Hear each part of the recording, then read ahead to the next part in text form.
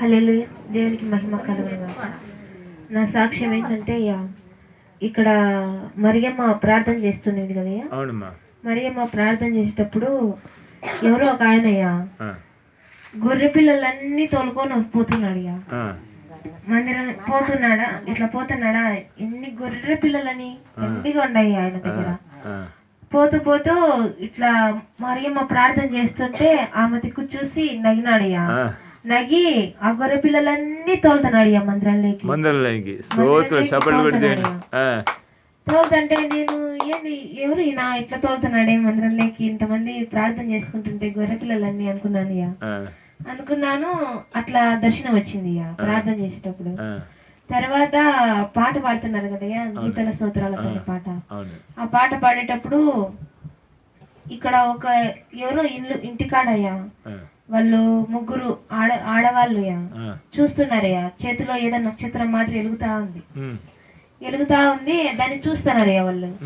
చూస్తుంటే వాళ్ళ దగ్గరికి ఒక దేవదూత వచ్చి ఏదో మాట్లాడుతుంది. మాట్లాడుతుంటే వాళ్ళు ఏడుస్తున్నారయ్యా. అట్లా దర్శనం వచ్చింది. ఆ రెండు దర్శనాలు ఇప్పుడు వచ్చినాయ్యా. హల్లెలూయా, చప్పట్లు కొట్టి దేవుని మహిమపరచండి. మా కుటుంబాన్ని గురించి దేవుడు చూపించినాడు. హల్లెలూయా, దేవునికి స్తోత్రం కలిగిన గాక. ఆ రెండో సాక్షి చెప్పు, మా రెండో సాక్షి ఇంకోటి చెప్పు. రెండోదిగా చూసినా చూడు, ఇప్పుడు ముగ్గురు ఆడవాళ్ళు స్తోత్రాలతోని పాట పాడేటప్పుడు ఒక ఇండ్లు ఉంది. ఇండ్లు నాకు ఇక్కడ మందిరంలోనే కనపచ్చింది ఇల్లు.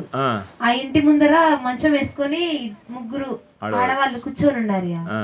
వాళ్ళ చేతిలో చిన్నది నక్షత్రం మాత్రం ఎలుగుతా కనపచ్చింది. వాళ్ళు ముగ్గురు కూర్చొని అది చూస్తా ఉన్నారు. చూస్తుంటే వాళ్ళ వెనకాల ఒక దేవదూత లాగా ఒక ఆమె తెల్ల బట్టలు వేసుకొని దిగొచ్చింది ఆకాశంలో నుంచి. దిగొచ్చనే వాళ్ళు లేచి ఆమెను చూస్తున్నారు. చూస్తుంటే వాళ్ళతో ఏదో మాట్లాడుతుంది ఆమె. మాట్లాడుతుంటే వాళ్ళు ఆ మాటలు వింటా కన్నీళ్లు పెట్టుకుంటున్నారు. హల్లెలూయా. తర్వాత ఏం చూపించినారమ్మా? అంతేనా?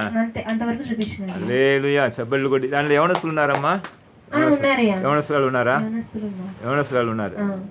ఇద్దరు యవనస్తురాలు, ఒక ఆమె, ముగ్గురు కూర్చొని ఆ చేతిలో నక్షత్రం కనబడుతుంది. వాళ్ళ చేతిలో ఆ నక్షత్రాన్ని చూస్తున్నారు. వాళ్ళు ఎలుగుతా ఉంది. అది నక్షత్రం చిన్నది, మన బుడ్డిలాగా ఎలుగుతుంది. అది చూస్తుంటే అట్లా వాళ్ళ వెనకాల ఒక ఆమె దిగొచ్చింది. పరలోకంలో నుంచి పైనుంచి దిగొచ్చింది. ఆకాశం మీద నుంచి దిగొచ్చింది. వచ్చి వాళ్ళతో ఏదో చెప్తుంది. అవి నాకు వినపడలేదు, ఏం చెప్తుందో తెలియదు.